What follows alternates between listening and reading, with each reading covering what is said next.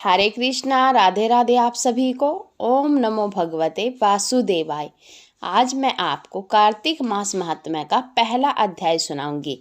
भगवान विष्णु और माँ लक्ष्मी की कृपा प्राप्त करने के लिए अध्याय को जरूर सुनिएगा। मैं सिमरू माता शारदा, बैठे जीवा आए, कार्तिक मास की कथा लिखे कमल हर्षाए।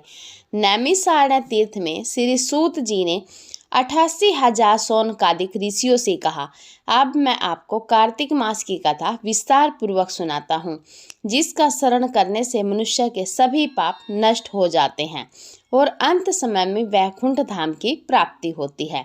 सूत जी ने कहा, श्री कृष्ण जी से अनुमति लेकर देव ऋषि नारद के चले जाने के पश्चात सत्यभामा प्रसन्न होकर भगवान कृष्ण से बोली, हे प्रभु, मैं धन्य हुई, मेरा जन्म सफल हुआ। मुझ जैसी त्रिलोक्य सुंदरी के जन्मदाता भी धन्य हैं, जो आपकी 16,000 स्त्रियों के बीच में आपकी परम प्यारी पत्नी बनी।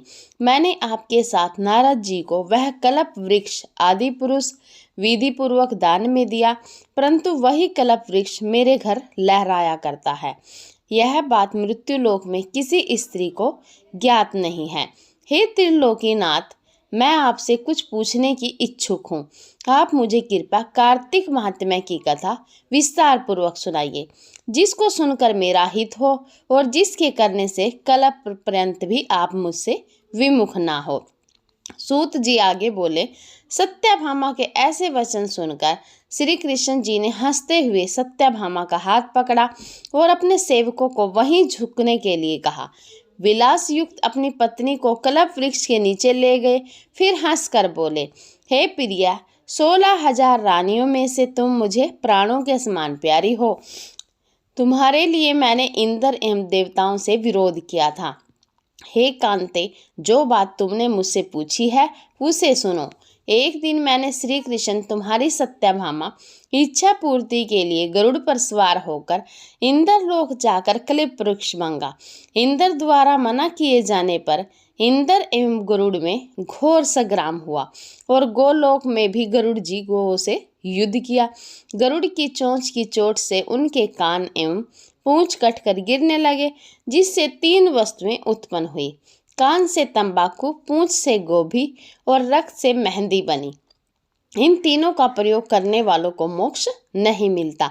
तब गौ ने भी क्रोधित होकर गरुड़ पर वार किया, जिससे उनके 3 पंख टूटकर गिर गए। इनके पहले पंख से नीलकंठ, दूसरे से मोर और तीसरे से चकवा चकवी उत्पन्न हुए।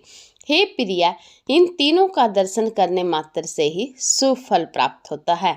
यह सुनकर सत्यभामा ने कहा, हे प्रभु, कृपा मुझे मेरे पूर्व जन्मों के विषय में बताइए।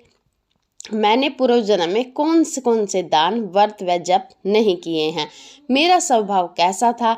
मेरे जन्मदाता कौन थे और मुझे मृत्यु लोक में जन्म क्यों लेना पड़ा? मैंने ऐसा कौन सा पुण्य कर्म किया था जिससे मैं आपकी अर्धांगनी हुई? श्री कृष्ण जी ने कहा, हे प्रिया, अब मैं तुम्हारे द्वारा पूर्व जन्म में किए गए पुण्य कर्मों को विस्तार पूर्वक कहता हूँ, उसे सुनो। पूर्व समय में सत्ययुग के अंत में मायापुरी में अत्रि गोत्र में वेद वेदांत का ज्ञात देव शर्मा नामक एक ब्राह्मण निवास करता था। वह प्रतिदिन अतिथियों की सेवा, हवन और सूर्य भगवान का पूजन किया करता था। वह सूर्य के समान तेजस्वी था। वृद्ध अवस्था में उसे गुणवती नामक कन्या की प्राप्ति हुई। उस पुत्रहीन ब्राह्मण ने अपनी कन्या का विवाह अपने ही चंद्र नामक शिष्य के साथ कर दिया। वह चंद्र को अपने पुत्र के समान मानता था और चंद्र भी उसे अपने पिता की भांति सम्मान देता था। एक दिन वे दोनों कुश व समीधा लेने के लिए जंगल में गए। जब वे हिमालय की तलहटी में भ्रमण कर रहे थे, तब उन्हें एक राक्षस आता हुआ दिखाई दिया। उस राक्षस को देखकर भय के कारण उनके अंग शिथिल हो गए और वे वहां से भागने में भी असमर्थ हो गए। तब उस काल के समय राक्षस ने उन दोनों को मार डाला। क्योंकि वे धर्मात्मा थे, इसलिए मेरे पार्षद उन्हें मेरे वैकुंठ धाम में मेरे पास ले आए। उन दोनों द्वारा आजीवन सूर्य भगवान की पूजा किए जाने के कारण मैं दोनों पर अति प्रसन्न हुआ। गणेश जी, शिव जी, सूर्या व देवी, इन सब की पूजा करने वाले मनुष्य को स्वर्ग की प्राप्ति होती है। मैं एक होता हुआ भी काल और कर्मों के भेद से 5 प्रकार का होता हूँ। जैसे एक देवदंत, पिता, भ्राता आदि नामों से पुकारा जाता हूँ।